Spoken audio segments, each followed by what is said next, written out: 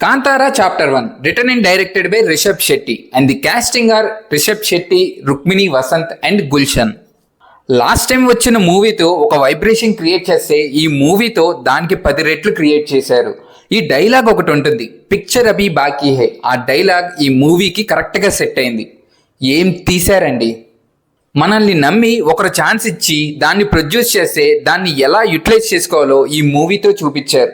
తీసుకున్న లొకేషన్స్ తక్కువ, అందులో లిమిటెడ్ స్పేస్ అయినా దాన్ని కంప్లీట్ ఫీల్ చేసి నిండుగా చూపించారు. ఎక్కడా కూడా వెలితిగా ఉండదు. పార్ట్ 1ని గుర్తు చేసి స్లోగా మూవీలోకి తీసుకొచ్చారు.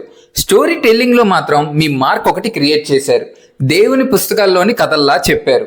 అసలు కాంతారా అనేది ఒక పేరు మాత్రమే కాదు అని మూవీలో డీటెయిలింగ్గా చూపించారు. ఇది ఎలా అంటే హిస్టరీలో ఒక కమ్యూనిటీ గురించి చెప్పినప్పుడు వాళ్ళ గురించి A to Z చెప్తారు. తినే ఫుడ్ కానీ, వేసుకునే బట్టలు, వాళ్ళ ఆచారాలు, ఇలా ఏదీ వదలకుండా స్టోరీలో బాగా ప్రజెంట్ చేశారు. కంప్లీట్ వేరియేషన్ చూపించారు పార్ట్ 1కి పార్ట్ 2కి. అంతా ఓకే కానీ మనకు కావాల్సిన సీన్ ఇంకా రాలేదేంటి అనే టైంకి వస్తుంది. లాస్ట్ టైం చూసినప్పుడు వచ్చిన ఫీల్ని మళ్ళీ గుర్తు చేసింది. అప్పటికి ఇప్పటికీ ఏ మార్పు లేదు, యాజ్ ఇట్ ఈజ్ ఇచ్చారు. ఇది అయ్యాక ఇంకా ఏముంది అనుకునే టైంకి అన్ఎక్స్పెక్టెడ్ సీన్ ఇక్కడ మొదలైద్ది. ఒక వైబ్లోకి వెళ్ళడం, ఇక ఎండింగ్ వరకు అలాగే అదే ఫీల్లో ఉంచుతారు. మళ్ళీ ఒక ఫీల్ గుడ్ బ్యాక్గ్రౌండ్ స్కోర్, శాంతి చేసి బయటకు పంపిస్తారు. యాక్షన్ సీక్వెన్సెస్ గురించి మాట్లాడాలి.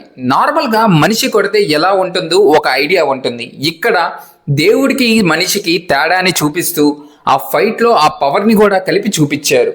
పెర్ఫార్మెన్సెస్ పరంగా రిషబ్ శెట్టి గారు ఇది ఇష్టంతో కాదు, కంప్లీట్ భక్తి శ్రద్ధతో చేసినట్టు ఉంది. స్వామీజీలు ఘోర తపస్సు చేసినట్టు ఏదో దీక్షలా అనిపించింది. రాజుగారి రోల్లో గుల్షన్ గారు. ఎప్పుడూ కూడా కింగ్ కానీ కింగ్డమ్ కానీ చాలా మూవీస్ చూసాం. ఈ మూవీలో మాత్రం డిఫరెంట్గా చూపించారు. ఉండే ప్లేస్ కానీ వాళ్ళ క్యారెక్టర్ కానీ దానికోసం ఒక మంచి యాక్టర్ని తీసుకున్నారు. బట్ ఎందుకని అనిపించింది కానీ చూశాక మాత్రం ఆ క్యారెక్టర్కి వెయిట్ ఉంది, అది ఆయన మాత్రమే మొయ్యగలరని తీసుకున్నారు అనిపించింది.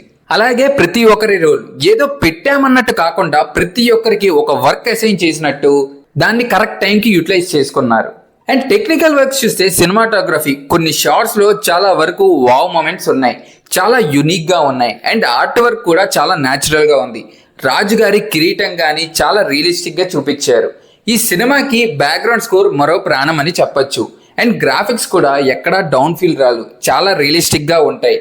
వాటిని క్రియేట్ చేసిన సీన్స్ కూడా కొత్తగా ఉంటాయి. మొత్తం థియేటర్నే ఊపేసింది. ఇది మూవీ గురించి. మీకు ఈ వీడియో నచ్చినట్టయితే please like, share and subscribe. Thank you.